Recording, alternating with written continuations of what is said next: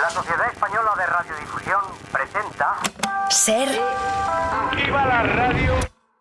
Podcast. Siempre. Las 8 de Hoy por Hoy en Ser Podcast.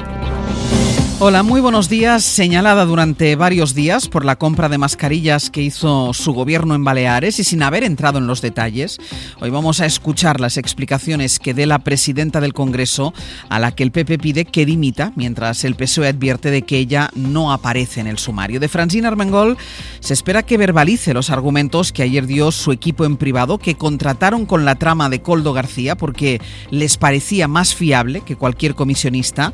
Pensaron que una empresa que se ofrecía a través del Ministerio de Transportes resultaba más creíble, aunque es verdad que hubo gobiernos autonómicos que rechazaron esos mismos servicios y aunque una vez que comprobaron que las mascarillas no eran las que pidieron, las guardaron y tardaron 3 años en reclamar el dinero, 2,6 millones. En ese tiempo pasó lo que ahora está investigando los jueces, el presunto fraude, que de hecho está investigando también la Fiscalía Europea. Sastre, buenos días. Buenos días, Barceló. Se sabía que este organismo, la Fiscalía de Europa, iba a investigar los contratos de la trama con Baleares, también con Canarias, porque se usaron allí fondos comunitarios. Ahora lo que detalla es cuáles son los posibles delitos que observa. Informa Miguel Ángel Campos. Es la novedad que describía ayer la Fiscalía Europea en un comunicado oficial. Afirmaba que ha decidido iniciar formalmente la investigación de los contratos de Baleares y Canarias por presuntos delitos de malversación, prevaricación y tráfico de influencias. Ya se sabía que la Fiscalía Europea había iniciado esta investigación. Desde el 8 de junio, la Fiscalía Anticorrupción le ha traspasado la documentación sobre los contratos del caso Koldo en las islas y ha recabado información adicional al juzgado que instruye el caso. La Fiscalía Europea investiga estos contratos, como sucedió con el que benefició al hermano de Ayuso, porque se abonaron en parte con fondos europeos. Por aquel supuesto fraude, el de Medina y Luceño, con comisiones de 6 millones, el alcalde de Madrid dijo que el Ayuntamiento de Madrid era una víctima. En el caso de Francina Armengol, el mismo Martínez Almeida lo ve distinto. Todavía no ha dimitido. Todavía sigue siendo presidente del Congreso. Pues que el Partido Socialista no vuelva a decir que es incompatible con la corrupción. Bueno, el PP, cuyo gobierno en Baleares no ha activado de momento todavía la reclamación para que la empresa de la trama devuelva el dinero de las mascarillas, centra ahora todo su mensaje en Armengol, a quien han pedido que renuncie de palabra y por escrito, y a quien llama colaboradora necesaria. Y a mí me molesta especialmente que hayan tratado de mezclar mi nombre con esta chusma socialista que se dedicaba a robar dinero cuando España estaba encerrada en casa. Esto es lo que dijo el portavoz parlamentario Miguel Tellado, que ayer, por cierto, usó una expresión muy parecida a aquella que utilizó Rubalcaba después de los atentados del 11M, aquello de los españoles no merecen un gobierno que les mienta. Los españoles no merecen un gobierno que miente y un gobierno que tapa la corrupción. Y los españoles no merecen tampoco que la tercera autoridad del Estado esté bajo la sombra de la duda. Cuando aparecieron las primeras informaciones, la semana pasada Armengol trató de zanjar así el asunto. Y lo que hicimos en Baleares es decidir, evidentemente, comprar material. Y yo como presidenta lo haría 1 y 1000 veces para proteger a la ciudadanía, que era mi absoluta obligación, con contratos de emergencia, pero con contratos legales. Aunque hay preguntas todavía pendientes, a la espera de que pueda contestarlas hoy Armengol, en su equipo, como les decía, justifican que contrataran a la empresa de la trama, a la que rechazaron otros gobiernos autonómicos del PSOE. Pedro Jiménez. El ex número 2 de Francina Armengol, Iago Negueruela, ha asegurado que se sumaron al contrato de transportes porque les daba una fiabilidad más alta y mayor credibilidad que cualquier comisionista. Lo que ha pasado después, ha añadido, produce decepción, vergüenza e indignación y pide responsabilidades. El Govern supo en 2020 que las mascarillas no eran FFP2, pero las pagó y decidió almacenarlas para poder reclamar. No lo hizo hasta 3 años más tarde, cuando la investigación ya estaba en marcha, aunque declarada secreta. El expediente de reclamación se inicia con el gobierno de Armengol, pero se le pierde la pista con la entrada de Marga Proens. Los socialistas creen que los populares lo dejaron morir, porque en las grabaciones intervenidas a la trama se les escucha decir que han paralizado la devolución del dinero. El líder de los socialistas en Baleares ha reconocido un error. En el documento que remitieron a la empresa para advertir de la devolución, se decía que las mascarillas eran para personal sanitario y no, eran para uso domiciliario. La portavoz del PSOE, Esther Peña, separa los casos de Armengol y de Ábalos. La señora Armengol no aparece en el sumario ni en ninguna de la documentación en la que se está trabajando en este caso. Por tanto, es verdad que se está introduciendo en el debate el buen nombre de, en este caso, la expresidenta de Baleares, que, repito, no aparece en el sumario, no aparece en ninguno de los documentos que se están tratando y que se están investigando. A todo esto, por cierto, José Luis Ábalos ha pedido al PSOE que abra una investigación contra su secretario de organización, Santos Cerdán, al que acusa de haber difundido datos personales suyos, de Ábalos, en el expediente por el que se comunicó que se le expulsaba del partido, expediente que llegó a los medios de comunicación. El exministro Ábalos no descarta incluso querellarse contra él. Pues con todo esto en el primer plano de la agenda, el PSOE intenta que sea la amnistía la que salga al rescate de su agenda política, intenta pues que su proyecto más polémico sea el que le permita afianzar una mayoría parlamentaria con la que pueda pensar que tendrá presupuestos y que la legislatura va a durar los 4 años que dice Sánchez que va a durar. Guillermo Lerma, buenos días. Buenos días, Ángels. El plazo para ponerse de acuerdo con Junts acaba mañana y el PSOE dice que no va a cambiar la referencia al terrorismo que se hacía en la ley. Sí, de hecho, lo que ha prometido públicamente la portavoz de la Ejecutiva Federal es que el texto fruto del acuerdo, cuando se produzca, va a ser prácticamente idéntico al que Junts rechazó hace una semana.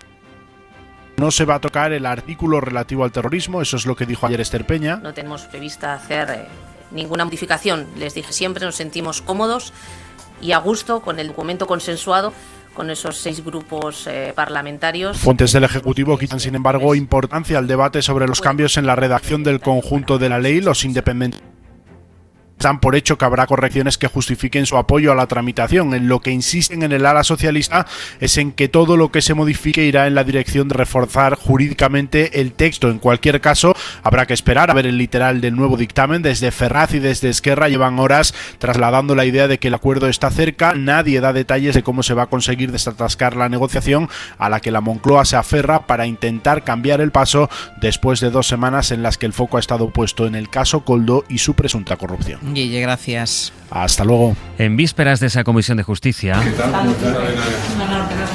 ayer vimos esta foto. Ayer se dejaron ver comiendo juntos en Toledo 2 de las voces más críticas dentro del Partido Socialista con la amnistía, que son el expresidente Felipe González y el presidente de Castilla-La Mancha, Emiliano García Paje. Me parece correcto que se investigue como terrorismo, porque lo que sucedió es muy grave. Lo peor es que estamos intentando jugar a blanquear lo que pasó como si fuera algo del paisaje, algo normal. No, lo que pasó es probablemente de lo más extraordinario que ha pasado, negativamente hablando, contra la Constitución. Y en vísperas también de tener que votar la amnistía en la Comisión de Justicia, Sumar propone prohibir los indultos en un caso concreto. Lo primero que tenemos que hacer es, creo que ya ha llegado la hora en nuestro país de modificar la legislación que regula el indulto para que éste no se pueda aplicar en casos de corrupción.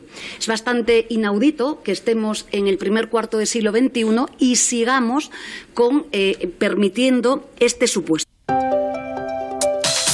Tienen que venir más lluvias esta semana, pero de momento, Jordi, lo que tenemos encima es un anticiclón. Sí, va a ser hoy y parte de mañana 2 días durante los cuales la situación meteorológica va a ser bastante tranquila en la mayor parte del país. Esta tarde esperamos algunos chubascos intensos en las comarcas más orientales de Cataluña, algunas nubes en el conjunto del país, pero en general muchas más horas de sol, y eso hará que el ambiente durante la tarde también se note más agradable. Ahora hace algo de frío, temperaturas propias para las fechas. Durante la tarde al sol, con máximas en general alrededor de los 15 grados, sensación de confort, y donde más subirán, como ayer en Canarias, también en el Valle del Guadalquivir y en el Mediterráneo, donde las máximas superarán los 20 grados. En el mapa para entender el mundo, el Supermartes, que es la gran cita política del día y la que menos emoción tiene a priori, porque las primarias en 15 estados de Estados Unidos se espera que acaben confirmando a Donald Trump como el candidato de los republicanos a la Casa Blanca, el que por tanto se va a medir con Joe Biden. Su rival republicana, Nikki Haley, que ha resistido hasta ahora, solo le ha ganado en Washington. Y a ese Supermartes llegamos además después de que el Supremo de los Estados Unidos avalase el derecho de Trump a presentarse, a pesar de que el estado de Colorado le había inhabilitado por propiciar el asalto al Capitolio. Washington, Sara Canals. Sí, una decisión que le ha dado a Donald Trump aún más impulso para el Supermartes. Primero porque le blinda como candidato. El fallo afecta a todos los estados, incluyendo aquellos que, como Colorado, también habían intentado inhabilitarlo por insurreccionista, como Maine o como Illinois. Y segundo, por la unanimidad de la decisión. Todos los jueces, incluyendo los progresistas, coinciden en que los estados no tienen poder para excluirlo del proceso de primarias. Así que ayer, tras el veredicto, Trump no solo alabó al Supremo por su decisión, And I want to just thank them for working so quickly and so diligently and so brilliantly. Sino que aprovechó para seguir victimizándose y para defender su inmunidad presidencial. Another thing that will be coming up very soon will be immunity for a president. Una cuestión clave, la de la inmunidad, que el Supremo examinará a partir de abril y que, de ganarla, Trump podría evitar ir a juicio por intentar revertir el resultado de las pasadas elecciones. En Francia. Votación histórica en ese país que convierte el aborto en un derecho que estará blindado en su constitución.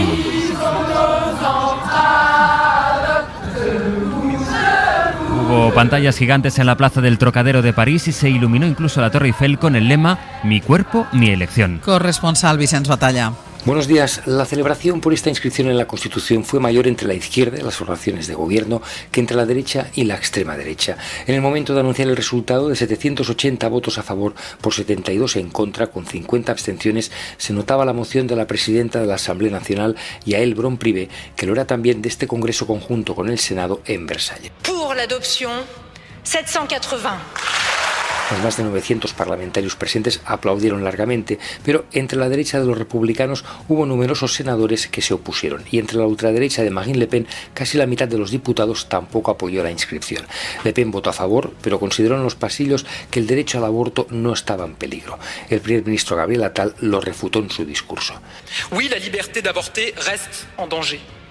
Sí, la libertad de abortar sigue en peligro, consustancialmente amenazada, porque toda nuestra historia lo prueba. Nuestras libertades se hallan por esencia amenazadas, frágiles, a la merced de quienes deciden sobre ellas, alertó Attal. Hoy por hoy noticias. Ser Podcast. Van pasando los días, siguen matando civiles en Gaza y no se ven avances en la posibilidad de que haya una tregua por la que Israel frene los bombardeos. Pablo Morán, buenos días. Hola Ángels, buenos días. Lo más llamativo de estos días, y tiene quizá que ver con la campaña que ya viven en Estados Unidos, es la presión que está intentando ejercer ahora la Casa Blanca para que haya un alto el fuego, pero Netanyahu les ignora. Sí, tiene mucho que ver porque está erosionando la campaña de Biden para la reelección. Un 56% de los votantes demócratas preferirían un presidente que no apoyara militarmente a Israel, y algunos traducen ese descontento en el voto, a través del llamado movimiento de los no comprometidos, los uncommitted. Lo veremos hoy en esos estados que votan en el supermartes. Esta congresista demócrata advierte sobre lo ocurrido en Michigan la semana pasada. 100.000 personas expresaron ese voto protesta en las primarias de ese estado. Escuchamos el domingo a Kamala Harris reaccionar. Anoche trasladó ese mensaje personalmente al ministro israelí Benny Gantz, pero es verdad, la realidad no cambia en Gaza, donde sumamos hoy dos novedades. Naciones Unidas ha acreditado violencia sexual en el ataque de Hamás de octubre. No han conseguido hablar con víctimas directamente, pero sí han conseguido información clara y concisa de esa violencia sexual, que también es frecuente contra los palestinos en los territorios ocupados de Cisjordania. Además, la Agencia de Refugiados Palestinos vuelve a acusar a Israel de orquestar una campaña en su contra sin pruebas. Este lunes han señalado a 450 de sus trabajadores por supuestos vínculos con Hamás. Pablo, gracias. A ti, hasta ahora. De la guerra de Ucrania, la Organización de Energía Atómica ha vuelto a advertir del riesgo que corre la central de Zaporilla, la nuclear más grande de Europa y que está en manos de las tropas rusas, Ángel. El director de la agencia nuclear SI, Rafael Grossi, ha anunciado que se va a reunir con el presidente ruso Vladimir Putin para trasladarle la extrema preocupación que tiene por la planta. Cuestiones relacionadas, dice, con el futuro operativo de la planta, cuya fragilidad y debilidad preocupan. La planta está en manos de Rusia desde hace 2 años y desde entonces ha sufrido varios apagones. De las 10 líneas eléctricas que suministran electricidad para enfriar los 8 reactores, ahora mismo solo hay una en funcionamiento. En las previsiones del día aquí en España, hoy la ministra de Juventud, Sira Rego, va a tener la primera reunión con el comité de 50 expertos que van a diseñar el plan de protección de los menores contra la pornografía y los riesgos en el acceso a Internet. Y además la Conferencia Episcopal elige esta mañana su nuevo presidente, que sustituirá al cardenal Juan José Omella. Quien va a estar al frente de la Iglesia española al menos los próximos 4 años, en los que afrontará retos como la puesta en marcha de ese plan para la reparación integral de las víctimas de abusos. Conoceremos quién es en torno a las 10 de la mañana. En la votación de sondeo, la que hicieron ayer, el más votado fue fue el arzobispo de Valladolid, Luis Argüello. Y en Dinamarca, más de 140 mujeres han demandado al Estado danés por violarlas con anticonceptivos. Denuncian que entre 1966 y 1970, cuando muchas eran niñas, médicos daneses les pusieron un DIU sin su consentimiento porque querían reducir la población de Groenlandia. Irene Millán. 143 mujeres indígenas de Groenlandia han exigido un pago colectivo de más de 5 millones de euros porque denuncian que entre las décadas de los años 60 y 70 les implantaron un dispositivo anticonceptivo de manera forzosa. Algunas de ellas tenían solo 12 años cuando los médicos daneses les pusieron un DIU sin su consentimiento. Cuentan los medios que el objetivo de los sanitarios era limitar el crecimiento de la población de la isla ártica, que crecía con rapidez en esa época. Se estima que más de 4.500 mujeres y niñas se han visto afectadas. Un nuevo tratamiento previene 8 de cada 10 caries en niños. Es el resultado de un ensayo realizado por científicos de la Universidad de Nueva York. Javier Gregory. Este líquido, el SDF, en español, fluoruro de diamina de plata, es una medida más barata y más cómoda, pero que combate también las caries y funciona también como los selladores dentales que ahora aplican los dentistas a la población infantil. Este es el resultado de este ensayo clínico en el que han participado durante 4 años más de 4.000 estudiantes de escuelas de primaria de Estados Unidos y que han realizado científicos de la Universidad de Nueva York. Y su uso puede evitar miles de casos, porque ahora el 20% de los niños tienen caries, como advierte el doctor Richard Niederman, que ha dirigido este proyecto científico. En concreto, estos investigadores han demostrado que un solo tratamiento de SDF previno el 80% de las caries en niños y evitó también que el 50% de las existentes empeoraran 2 años después. Y en 10 minutos el abierto. Con Elena Pisonero, Nacho Corredor y Eduardo Madín. Para no perderte ningún episodio, síguenos en la aplicación o la web de la SER, Podium Podcast o tu plataforma de audio favorita.